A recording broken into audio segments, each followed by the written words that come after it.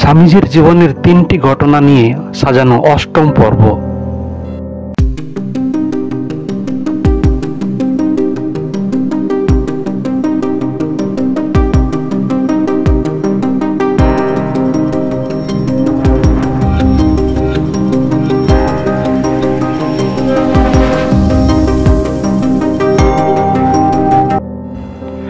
স্বামীজি তখন কাশীতে আছেন। খবর পেলেন গুরু ভাই বলরামবাবু দেহত্যাগ করেছেন।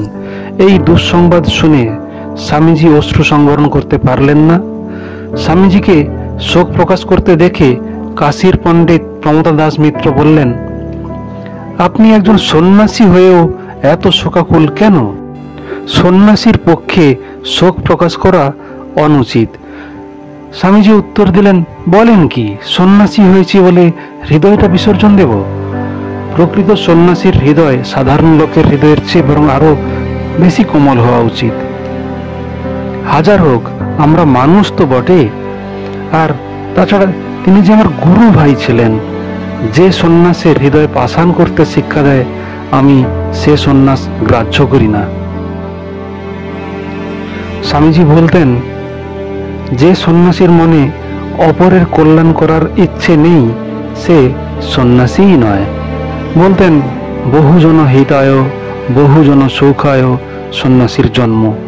পরের জন্য প্রাণ দিতে, জীবের গগনভেদী ক্রন্দন নিবারণ করতে, বিধবার অশ্রু মুছাতে, পুত্র বিয়োগ বিধুরার প্রাণে শান্তি দান করতে, অজ ইতর সাধারণকে জীবন সংগ্রামের উপযোগী করতে, সকলের ঐহিক ও পারমার্থিক মঙ্গল করতে ও জ্ঞানালোক দিয়ে সকলের মধ্যে প্রসুপ্ত ব্রহ্মসিংহকে জাগরিত করতে জগতে সন্ন্যাসীর জন্ম হয়েছে। পাপীদের মধ্যেও প্রসুপ্ত মহত্ব দর্শন।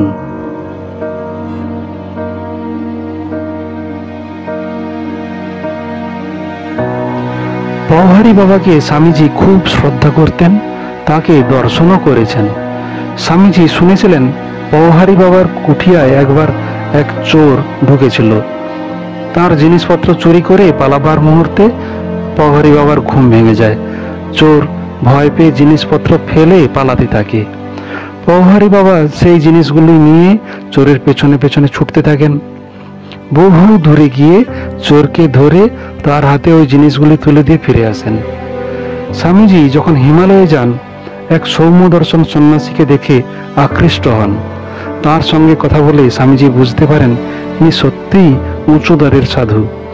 কিন্তু স্বামীজি অবাক হয়ে গেলেন যখন তার মুখে শুনলেন তিনিই সেই ব্যক্তি যে পওহারী বাবার কুঠিয়ায় চুরি করতে গেছিল।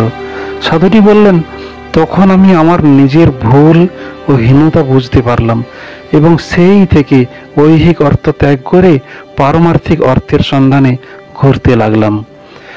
এই দৃষ্টান্ত স্বামীজির মনে গভীরভাবে রেখাপাত করেছিল।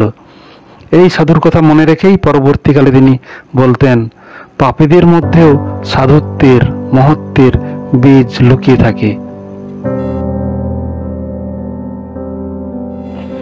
ব্রহ্মচর্য পালনে মস্তিষ্কের উৎকর্ষতা বৃদ্ধি ও স্মৃতিধর হওয়া। পরিব্রাজক জীবনের আর একটি ঘটনা। মিরাটে এসে স্বামীজির দেখা হয়ে গেল আরো কয়েকজন গুরু ভাইয়ের সঙ্গে।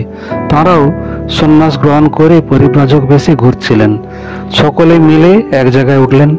স্বামীজির খুব পড়াশোনার অভ্যাস, মোটা মোটা বই, কিন্তু স্বামীজির তা একদিনেই পড়া হয়ে যায়।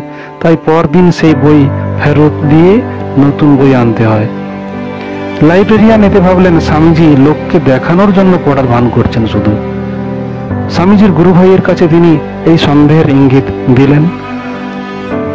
স্বামীজি কথা জেনে একদিন নিজে লাইব্রেরিয়ানের কাছে হাজির হলেন এবং বললেন, আমি সব গোটা বই ভালো করে পড়েছি, আপনার সন্দেহ হলে যে কোনো বই থেকে যে কোনো প্রশ্ন করে দেখতে পারেন। লাইব্রেরিয়ান তাই করলেন। স্বামীজি সব প্রশ্নের উপযুক্ত উত্তর দিলেন দেখে লাইব্রেরিয়ানের বিস্ময়ের সীমা রইল না।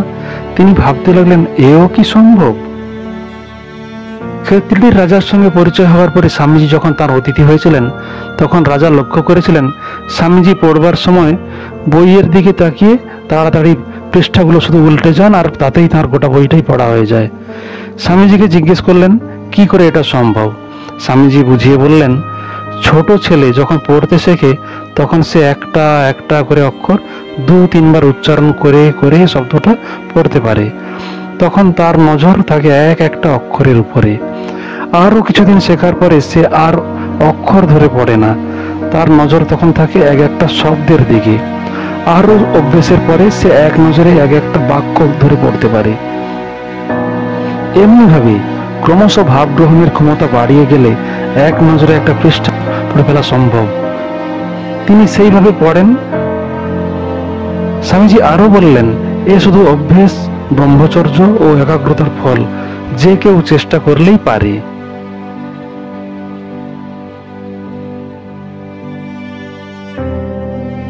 বেলগাঁওয়ের হরিপদ মিত্রকে চার্লস ডিকেন্সের পিকউইক পেপারস থেকে অনর্গল মুখস্থ বলে অবাক করে দিয়েছিলেন। হরিপদ মিত্র আরও অবাক হয়েছিলেন যখন শুনেছিলেন স্বামীজি ওই বইটা মাত্র 2 বার পড়েই এরকম মুখস্থ করে ফেলেছেন। স্বামীজি হরিপদ মিত্রকে বললেন, একাগ্রতা ও ব্রহ্মচর্যের ফলে এরকম স্মৃতিশক্তি হওয়া সম্ভব।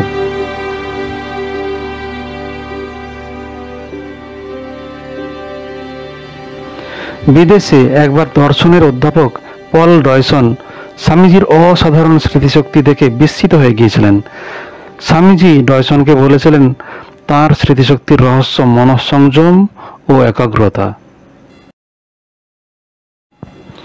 স্বামীজির বিদেশ থেকে ফিরে আসার পরের ঘটনা। মঠে নতুন এক সেট এনসাইক্লোপিডিয়া ব্রিটানিকা আনা হয়েছে। স্বামীজির ঘরে সেগুলি রেখে দেওয়া হয়েছে। শিষ্য শরৎচন্দ্র চক্রবর্তী সেগুলি দেখে মন্তব্য করেন, এত বই এক জীবনে পড়া দুর্ঘট। স্বামীজি শুনে বললেন, কি বলিস? এই 10খানা বই থেকে আমায় যা ইচ্ছে জিজ্ঞেস কর, সব বলে দেব। শিষ্য জানতেন না যে স্বামীজি ইতিমধ্যেই 10 খণ্ড বই পড়ে ফেলেছেন এবং একাদশ খণ্ডটি পড়ছেন। স্বামীজির কথা মতো পরীক্ষা করে তিনি অবাক হয়ে গেলেন।